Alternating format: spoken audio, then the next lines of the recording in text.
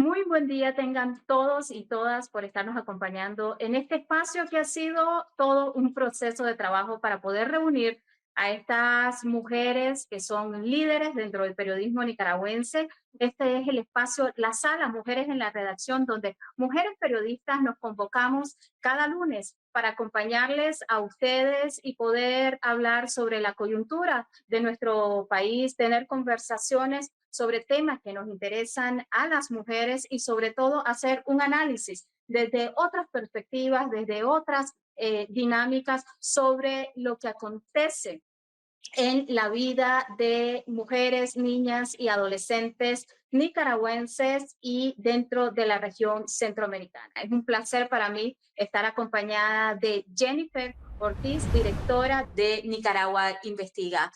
Hola Jennifer, ¿cómo estás? Muchísimas gracias, Abigail. Bien y muy agradecida de poder participar en este espacio y contenta también de compartir con otras colegas que, por supuesto, yo admiro y respeto muchísimo. Saludos a la audiencia que nos está viendo también. Aquí va a haber, Jennifer, de todas las opiniones, de todas las voces. Tenemos mujeres superpoderosas, no por nada carga esa fama, ¿no? Dentro del periodismo nicaragüense, Marjorie Guevara, directora de La Lupa. ¿Cómo estás, Mar? Finalmente. ¿Qué tal? ¿Cómo están a las dos? También agradecida con el espacio, contenta. La verdad que da gusto que se creen este tipo de espacios y de paso poderles verles la cara a pesar de la distancia. Sí, no es la única que nos va a estar acompañando. Fíjate que no es uno de los rostros más visibles dentro de Artículo 66, pero es una mujer que tiene un dinamismo que ha forjado este medio. Para mí también es un placer estar acompañada de Marlene Balmaceda, codirectora, cofundadora también de Artículo 66. ¿Cómo estás, Marlene?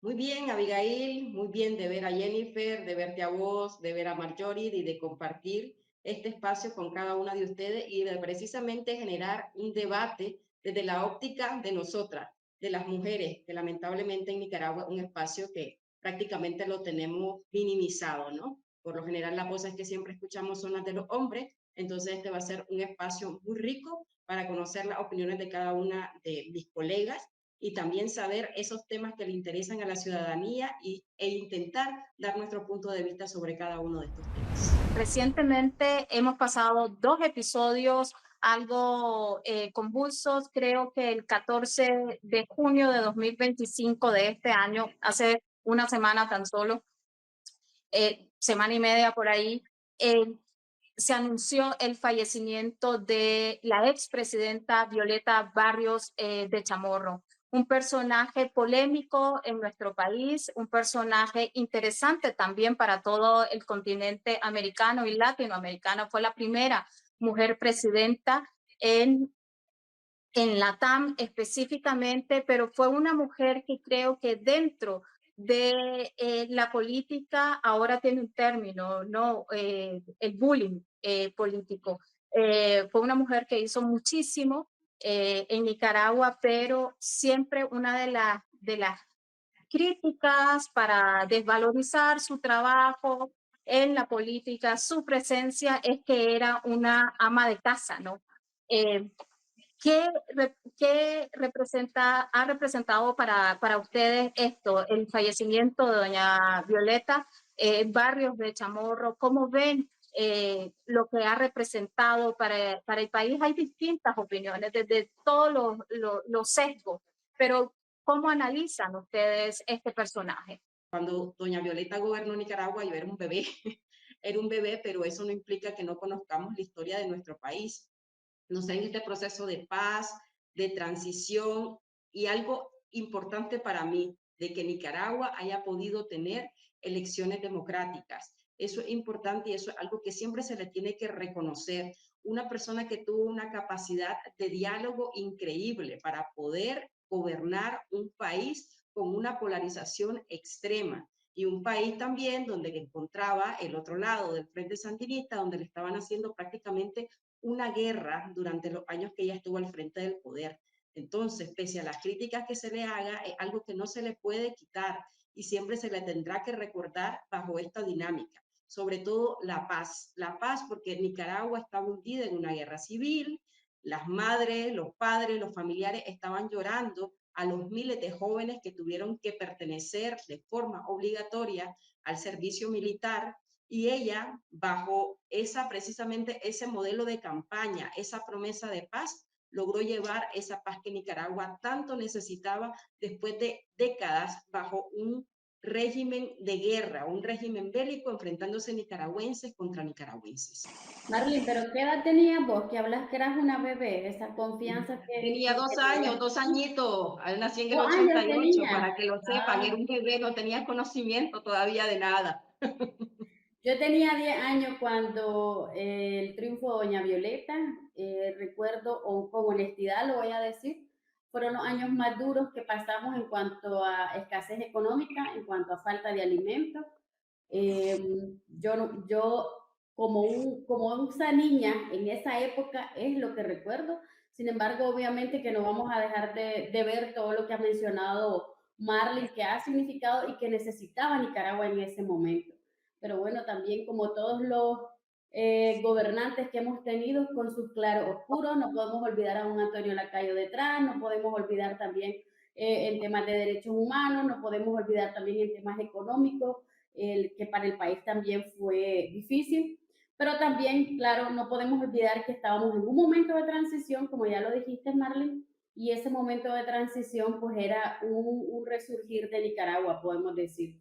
Y a pesar de, siempre vamos a reconocer que en esa época nosotras podíamos hablar y decir y elevar la voz y criticar y cuestionar y nadie tenía que irse al exilio y nadie tenía que ser asesinado ni nadie tenía que ser encarcelado. Entonces sí, yo creo que si bien a mí me cuesta, para mí hay que reconocer los claros oscuros de cada gobernante, excepto Ortega no tiene ninguna cuestión positiva, pero doña Violeta pues ha sido ese símbolo de paz y yo ese sí lo agradezco y creo que ahora lo reconocemos más. Bueno, yo creería que eso que decían de doña Violeta con el ánimo de desvalorizar su trabajo o desacreditar su gestión como presidenta del país, de que era una ama de casa, más bien le da un mérito más grande a lo que hizo, ¿no? Porque ciertamente ella siempre reconoció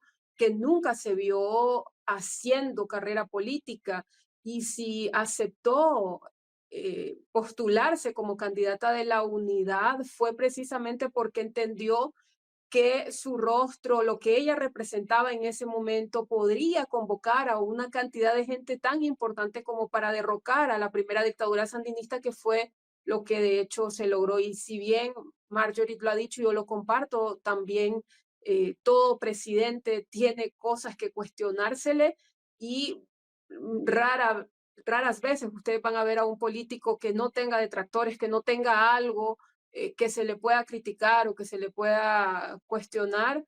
El reconocimiento de lo que hizo doña Violeta para la paz es sumamente importante y no se puede dejar de poner como uno de los mayores logros que tuvo su gestión. Además de que en el contexto en el que estaba doña Violeta, todo cambia, ¿no? ¿Cómo vas a cuestionar a alguien sin ubicarla dentro de su realidad? Estábamos saliendo de una guerra, de un bloqueo económico.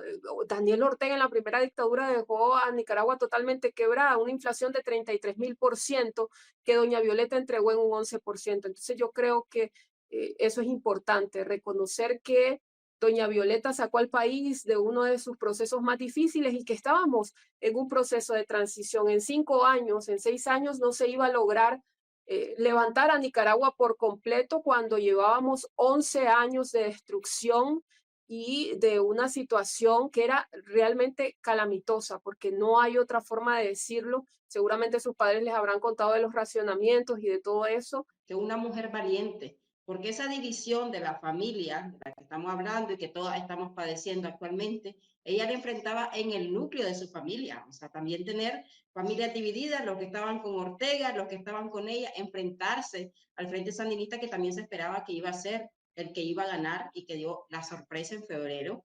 Entonces también es que demuestra esa valentía, una mujer que vio morir a su marido, que lo asesinaron, al mártir de las libertades públicas, a Pedro Joaquín Chamorro, y eso no lo hace cualquiera. O sea, ¿de dónde saca esa agallas, ¿no? En medio de todo lo que estás padeciendo, al país al que te estás enfrentando, ¿cómo haces para ponerte como la representante de liderar una coalición e intentar ganar por unas elecciones democráticas el poder? Y eso es algo que no se dice mucho, doña Violeta, pero la valentía para mí es clara, es un rostro de valentía.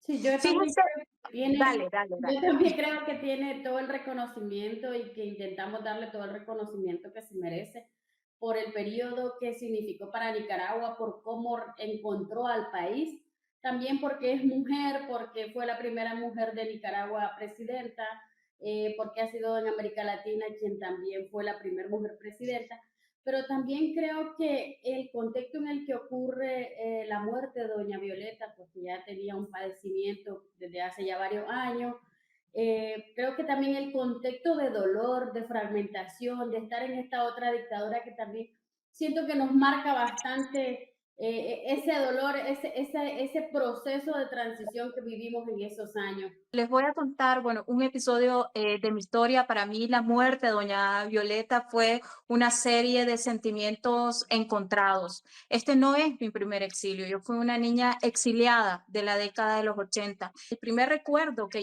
se me vino a la cabeza de doña Violeta cuando se anunció, ¿no? Por redes sociales de que había fallecido, fueron las lágrimas de mi madre cuando se anunció el irreversible triunfo y arrasador triunfo de Violeta Barrios de Chamorro. Nosotras estábamos refugiadas en Honduras, fuimos una de las tantas familias que además, bueno, sintió que tenía que salir del país para proteger al único hijo varón de mi familia del servicio militar, y además de ser una familia de comerciantes que se oponían a una serie de situaciones, abusos y violencias económicas que Nicaragua enfrentó y la ciudadanía enfrentó durante el gobierno militar del FSLN. Yo le agradezco a esta mujer que le dio un gran regalo a mi mamá y a mi abuela, les permitió volverse a reunir, y a muchos niños y niñas y adolescentes nos permitió y nos entregó patria. Y yo ahí concuerdo con Marlene, ¿no? Se habla muy poco o se reconoce muy poco la valentía que tuvo esta mujer al enfrentarse a un partido militarista y aficionado a la violencia y a la arbitrariedad. En lo particular, ¿qué cosas puedo decir que nos hizo falta? Yo hubiese querido más, por ejemplo, en lo particular, este proceso de amnistía que hubo, ¿no? Ese donde no se juzgaron crímenes de guerra, pero creo que Violeta Barrios de Chamorro, doña Violeta, hizo lo que pudo con lo que tuvo. Y hay que recordar que Nicaragua pasó 10 años de guerra y que fueron difíciles. Otra cifra que todavía vaga y algunos dicen 30,000, 50,000, a referirse sobre las personas que pudieron haber fallecido en contexto de guerra de Nicaragua. Pero todas estas cifras vagas, vuelvo y digo que solo son un ejemplo de los graves vacíos históricos que tenemos en nuestro país. Cuando la gente habla del periodo de doña Violeta, dice, hizo falta, sí, hizo falta, hay muchas cosas que cuestionar, nunca lo voy a negar, yo misma podría señalar muchas cosas, ¿verdad? Lo que ha dicho de las amnistías es también clave en este proceso que estamos viviendo ahora incluso, pero el tema, por ejemplo, que mencionaste ahorita, que no se han cuantificado los daños a como realmente sucedieron, Sí, tiene que ver con algo que yo siempre quiero resaltar de una manera muy gráfica. Muchas madres, y lo digo porque me lo contaba mi mamá, pero también lo escuché de otras personas, recibieron un ataúd lleno de piedras. Nunca recibieron el cuerpo de sus hijos. Solo les dijeron murió en combate y nunca pudieron llorar a sus hijos en una tumba, irles a dejar flores, hacer ese proceso de despedida que es tan necesario para una persona que tiene un ser querido que falleció. Y yo creo que eso representa muchísimo, como te decía, de manera gráfica, lo que representó Doña Violeta en los años 90, ¿no? El final de esas escenas, que las familias no siguieran recibiendo a sus seres queridos convertidos en piedra, porque era lo que realmente sucedía. Solamente con eso ya hay un gran aporte al país, que no sigan habiendo pérdidas humanas, y destacar también eso, que doña Violeta hizo ese gobierno y todo ese proceso de transición hacia la paz, que se logró, quizás no de manera óptima, pero se logró, lo hizo en medio de yo no diría un partido militar, yo diría un partido terrorista. Ellos ponían coche bombas, secuestraban embajadas, secuestraban funcionarios, quemaban edificios, quemaban buses, hacían paros de transporte, hacían paros del sector salud, del sector educación, y lo hacían de manera violenta, porque está bien protestar, protestar es un derecho, pero lo hacían de manera violenta y con costos humanos. Y yo creo que eso para cualquier persona que, como decíamos al principio, ellos decían, era una ama de casa y decidió tomar ese reto, decidió enfrentarse a los hermanos Ortega, que la anécdota todos la conocemos, la amenazaron, hasta la quisieron golpear frente a al cuerpo diplomático, y ese día ella lloró y trató de renunciar, pero al final entendió que tenía que terminar el proceso de transición para poder irse. Y el hecho que se haya ido también una vez que terminó su gobierno y no haya querido insistir en meterse en la política es muestra de que lo que ella quería era aportar en ese proceso donde se le consideró necesaria, pero no quería hacer vida política ni vivir de la política. Y también creo que la muerte de doña Violeta ha llevado a que resuene el Nicaragua volverá a ser república, que fue la promesa que le hicieron sus hijos, Carlos Fernando Chamorro y Cristiana Chamorro, que también están desde el exilio, desnacionalizados. Entonces, al ver las imágenes de los funerales y escuchar una y otra vez el Nicaragua volverá a ser república, yo también me lo cuestionaba mucho, o sea, ¿cuándo volverá a ser república, no? ¿Cuánto tiempo tenemos que esperar para que volvamos a instaurar esta frase en el territorio nacional y decir, sí, Nicaragua volvió a ser república y las cenizas de doña Violeta sí pudieron volver a Nicaragua? Que eso es un proceso que yo no lo veo cercano, pero que también hizo que remover ese pasado y que cada uno de los nicaragüenses, de las nicaragüenses, valoraran e hicieran énfasis en todo lo que significó ese proceso, lo valoraran un poco más y vieran, dimensionaran lo que ha hecho Daniel Ortega y Rosario Murillo en estos últimos años con Nicaragua, destruirla completamente. Estas últimas 2 semanas para el exilio en Costa Rica han sido complejas. Primero, el fallecimiento de doña Violeta Barrios de Chamorro y recién el asesinato, el terrible asesinato en contra de Roberto Sancam, pero también se convirtió en los últimos años, muchachas, a partir del 2018, en una voz fuerte de denuncia sobre las violaciones a derechos humanos y crímenes. Y yo aquí quiero enfatizar esto, no solo de, obviamente, de la dictadura, pero fue muy firme y señaló muchas de las faltas que se cometían dentro del ejército. Creo que fue la voz que más denunció al ejército nicaragüense. ¿Cómo ven esta situación ustedes? A mí me preocupa mucho, sobre todo por todos mis colegas, todos los defensores de derechos humanos, todo el grueso de nicaragüenses que están exiliados en Costa Rica, porque el asesinato de Sam Cam te hace ver todavía más cómo esa leve línea, ¿no?, de la frontera terrestre entre Nicaragua y Costa Rica, lo amenaza todavía más su integridad física. Entonces, es como ve ese brazo largo, como dicen muchos los que opinan sobre estos temas militares, de cómo está llegando esa represión transnacional hacia otros países y en particular cómo está focalizado en algunas de estas figuras más representativas. Creo que Sam Kam, además de todo lo que ya mencionaba Abigail, no podemos olvidar que fue el que se encargó de analizar cada uno de los tipos de armas de guerra que se utilizaron durante la represión de 2018 contra la ciudadanía. Entonces, era un tipo que, un ex militar que no paraba de poner el dedo sobre la llaga de cada una de las acciones que estaban haciendo que el ejército se viera como un ejército arrodillado, un ejército que también es sumiso, un ejército que está confabulado con el poder para también obtener grandes réditos económicos. Y entonces es una persona que estaba en la mira. Y así como Sam Kam, hay decenas y miles de nicaragüenses que también son una voz contra la dictadura de Daniel Ortega y Rosario Murillo, desde Costa Rica, desde Estados Unidos, desde España, desde cualquier país.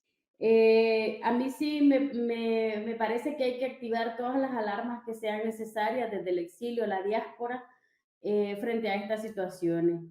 Y presionar más a los gobiernos, presionar más al gobierno de Costa Rica, presionar a, bueno, Estados Unidos ya ofreció su ayuda, presionar al gobierno de España también porque él tenía una ciudadanía española, para que procedan de alguna forma para dar mayor protección a las y los exiliados en Nicaragua. Y y si bien es cierto, este es el iceberg de esta violencia, creo que también tendríamos que las y los medios de comunicación también poner un poquito más de énfasis en los otros casos que han estado ocurriendo, en los otros casos que están documentados y de personas que también han quedado con lesiones severas a raíz de estos atentados. No digo que debamos pasar de este hecho, claro que hay que exigir justicia, que hay que denunciar, que hay que informar a la ciudadanía sobre todos los avances en las investigaciones, pero también tenemos que retomar los otros casos, porque no es un único caso, son varios casos y hay que darle visibilidad en su medida. El caso de Nadia Robleto, por ejemplo, que ella está parapléjica y que está actualmente haciendo una campaña de GoFundMe para conseguir una silla eléctrica y poder movilizarse. Y quizá es muy atrevido de mi parte decirlo, porque yo he escuchado y les preguntaría aquí a vos, Abigail, y a vos, Jennifer, cuál es la situación en Costa Rica, porque yo tengo muchas compañeras que están allá también y que hablan del riesgo de la violencia y del temor que tienen del sicariato que está activado y que por una nada que le pagues pueden mandar a cometer un asesinato.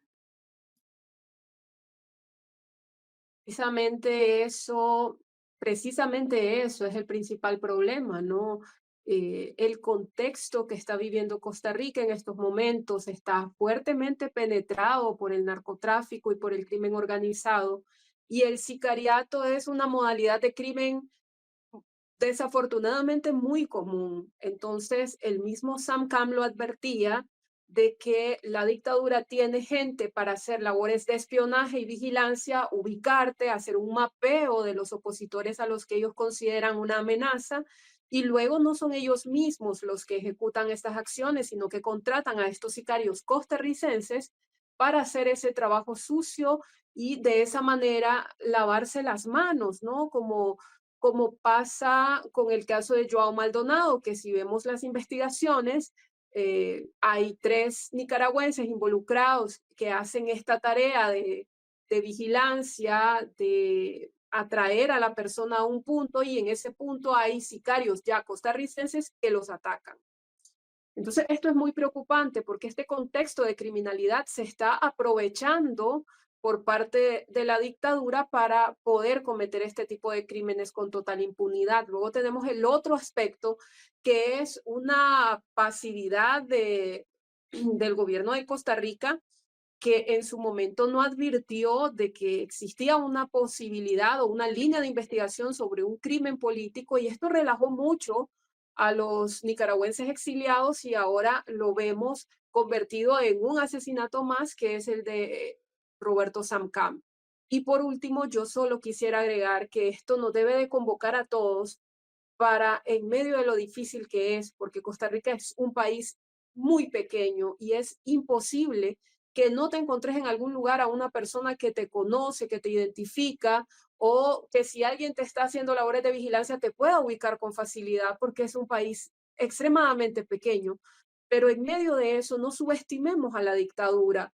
Está preocupado por el trabajo que se hace, eh, crítico a su gestión, y te quieren desaparecer y van a pagar cualquier precio por desaparecerte, porque no es cualquier cosa lo que han hecho. Y aquí vamos a esta contraverdad, ¿no? Y el discurso que se maneja desde los medios oficialistas sobre este tipo de hechos. En algún momento dentro de Nicaragua y aquí también en Costa Rica se lanzó una cortina de humo sobre el caso de Joao Maldonado, haciendo una referencia, ¿no?, sobre conexiones con el narcotráfico.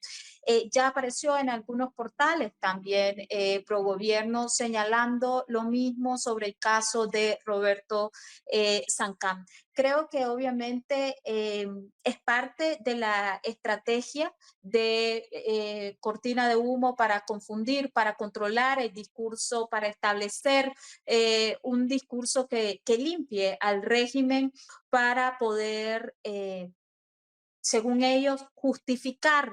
Pero aún esta acción a mí también me parece perversa, porque no hay nada que justifique, desde mi punto de vista, el asesinato de una persona de la manera en que fue asesinado Roberto Sancam. Joao Maldonado, por ejemplo, nosotros en algún momento pensamos, pues Joao Maldonado estuvo en Jinotepe, en las protestas directamente de ahí, pero cuando ya miras que escalan hasta un mayor en retiro del ejército, que se supone tenía conexiones con personajes que están todavía dentro del ejército, dentro de esa fila, y que ese era precisamente uno de sus temores, algo que dimensiona el nivel de agresividad y de represión que tiene la dictadura nicaragüense. Para nosotros en la redacción de artículo 66 era como, no lo podemos creer. Yo levanté a 2 de mis colegas que estaban en Costa Rica y les dije, estoy viendo esto en redes sociales. Dicen que pasó esto y esto así. Y me decían, no, no puede ser. No puede ser porque ¿cómo van a hacer eso en su casa? Y es cuando creemos que no pueden llegar a esos niveles, nos demuestran que sí están en un nivel de sicariato máximo, que esas células que intenta negar el gobierno de Costa Rica sí han penetrado lamentablemente Costa Rica y que están confabulados precisamente también con estos grupos que están laborando desde ese país. Ya que Abigail dijo eso, que me parece muy acertado, ¿no? De que desde su punto de vista dice no hay nada que justifique un crimen como este. Y yo quiero recalcar en esto porque he visto desafortunadamente que qué triste, de verdad el ser humano a veces necesita hacer mucha autorreflexión. He visto muchos comentarios en redes sociales donde dice se lo merecía, él fue parte del ejército también y no sé qué, y empiezan a hacer una serie de cuestionamientos que está bien. Cada quien puede tener cuestionamientos sobre las personas, pero eso no significa que el castigo para esa persona por algo que yo creo que no estuvo bien o en lo que no estoy de acuerdo simplemente, es que sea asesinado, porque eso entonces nos convertiría en alguien igual o peor que la dictadura. Y es eso justamente por lo que se está luchando y por lo que se está tratando de hacer incidencia, porque tengamos una Nicaragua democrática donde las diferencias se puedan dilucidar de otra manera, donde las diferencias se puedan dialogar, donde las diferencias se puedan expresar con respeto y donde las diferencias no signifiquen que alguien va a morir o que alguien va a ser encarcelado o que alguien va a ser confiscado o desterrado o desnacionalizado o separado de sus familias. Y yo creo que si vos no entendés eso como ser humano, si no entendés eso como nicaragüense, entonces no puedes decir que vos estás apostando a construir una nueva Nicaragua, ni que vos sos muy diferente de lo que estás cuestionando. Yo quisiera de verdad apuntar eso, porque yo también como ser humano tengo, y como periodista, tengo mucho que cuestionar a la clase política, tengo mucho que cuestionar a sectores diversos del país, así como ellos pueden tener cuestionamientos sobre nosotros, pero yo jamás voy a decir, merece que le maten, merece que lleguen a su casa y que delante de su hija, que estaba en la habitación de al lado, le disparen 8 veces y lo dejen ahí tendido en el baño para que sea su hija quien encuentre el cuerpo de su padre. O sea, eso de verdad no te convierte en mejor ser humano que Daniel Ortega. Yo creo que con eso último que mencionas, Jennifer, que no te convierte en mejor ser humano que Daniel Ortega, yo creo que también tiene que ver con lo que hablaba la Abigail, de esta narrativa, ¿verdad? Porque esa es la narrativa en el día a día de la dictadura a lo interno de Nicaragua. Y también, pues como dice Abigail, pues ha traspasado la frontera al poder levantar campañas de desprestigio, campañas en las que se criminalizan a las personas por ser disidentes a la dictadura, y eso es algo que venimos viendo no desde 2018, en realidad esto viene desde 2007.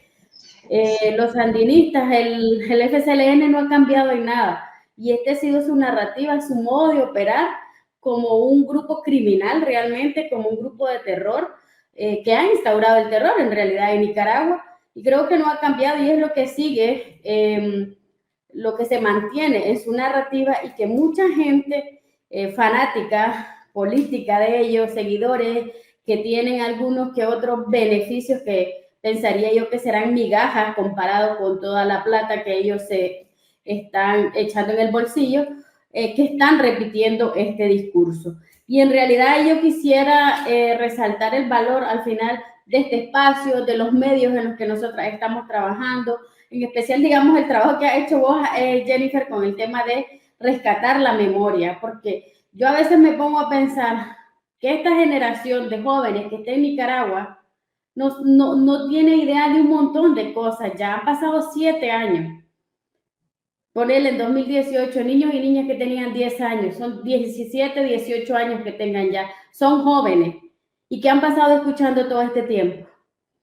El poder ciudadano, ¿verdad? El amor y paz, la reconciliación, la Chayo con sus discursos empalagosos y además tóxicos. Luego Daniel con sus apariciones una vez allá, atacando a todo lo que pueda atacar virulentamente, como todo macho agresor que es. Y entonces estas generaciones que están al interno de Nicaragua están más bombardeadas por esa información. Hay que poner música aquí para sonarles la campana a ustedes. De esos y otros temas vamos a estar hablando. Decime, Jennifer, les voy a dar un minuto. Les voy a dar un minuto para que se despidan.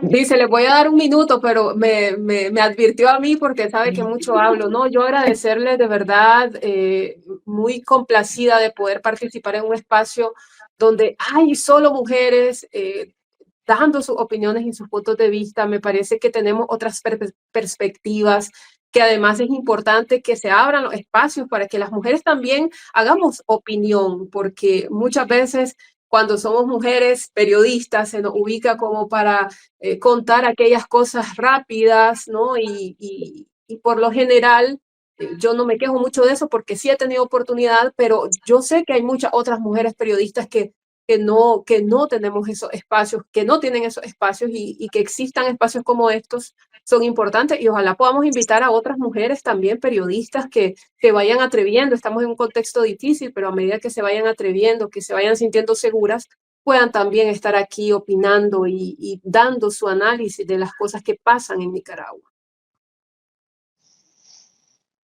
Yo creo que la Jennifer se pasó del minuto, ¿verdad? Como siempre, ¿no es cierto? Pero que agradecer igual el espacio, ha sido una conversación muy interesante, muy enriquecedora, aunque salieran a relucir aquí las edades, pero que ese repaso que hicimos por la historia, por lo que han representado estas difíciles circunstancias para cada una de nosotras, y también estos 2 episodios que nos han marcado en las últimas 3 semanas, el fallecimiento de doña Violeta y el asesinato de Roberto Samcam. Es importante que sigamos poniendo ahí el énfasis en estos 2 casos, que son solamente una pequeña muestra de la difícil y crítica situación que sigue atravesando Nicaragua y los nicaragüenses, ya ni siquiera dentro del país, porque doña Violeta también murió en el exilio, con sus 95 años en el exilio, sin poder regresar a su país. Entonces, estos puntos siempre van a ser de vital importancia y de vital interés para que no olvidemos la situación que está Nicaragua, que es tan necesario que el mundo lo sepa. Mar. Yo lo voy a decir antes de irnos, que yo sí lo voy a reconocer. Tengo 45 añitos bien vividos y de los cuales me siento orgullosa. Aquí ya tengo algunas canas, de vez en cuando me las pinto. Para el próximo programa las tendré pintadas, aviso. Pero que lo mismo.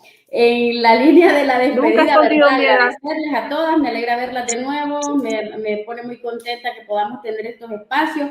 De hecho, hay que reconocernos a nosotras mismas, porque estos espacios los hemos creado nosotras. Nosotras hemos creado los medios donde estamos, nosotras hemos luchado porque se sostengan, nosotras nos hemos matado siendo directora, limpiadora, community manager, periodista, editora, todo lo que se pueda inventar y se pueda hacer o se tenga que hacer más en el contexto actual de falta de financiamiento. Así que yo creo que lo que tenemos que reconocernos, ese trabajo que hemos hecho y esos espacios que hemos creado nosotras a falta de ese mismo espacio en otros lugares, en otros medios donde, como dice la Jennifer, llegábamos y nos mandaban a hacer el obituario o la notita social para publicarla ya en aquella página que salía una vez a la semana. Y ahora pues nosotros tenemos la oportunidad de estar haciendo otro tipo de periodismo y otro tipo de cobertura. Bueno, todo un trabajo que describió la Marjorie, que nos han dado estas canas, porque yo aquí muestro mi chorro de humo a los 43 años, pero es por genética. Invitados e invitadas siempre para este nuevo espacio que vamos a estar acompañados con Jennifer, con Marlene, con Marjorie, y esta sala está sin puerta, como decimos en Nicaragua, es una sala en Pampa para que todos y todas ustedes nos acompañen en este esfuerzo que hacemos como mujeres periodistas.